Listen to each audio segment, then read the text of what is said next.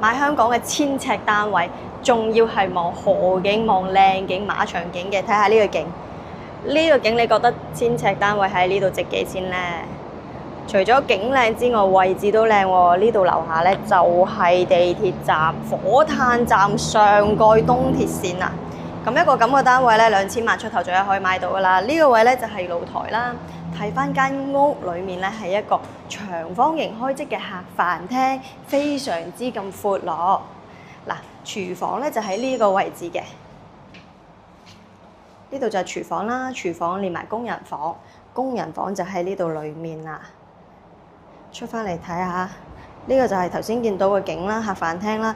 跟住其實佢係一個4房嘅格局，只不過第一間房咧佢係做咗係儲物室啦，但係上面咧其實係。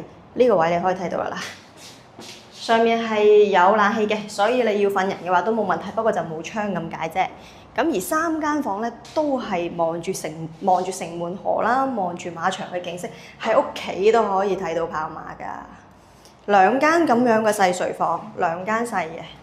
咁而浴室方面咧，浴室呢一度咧佢就做浴缸，呢個就客廁嚟嘅。咁而第2間睡房你都可以見到啦，一樣大細望城門河。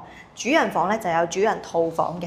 咁呢一度嘅優點當然唔係佢嘅間隔啦，係咪？間隔係好方正啊，好靚啊。但係呢度最大嘅優點係講緊佢個地鐵站。呢度係一個地鐵站嘅上蓋物業，有站又有景，層數又高，間隔又方正，有會所信和發展。呢度就係御龍山啦。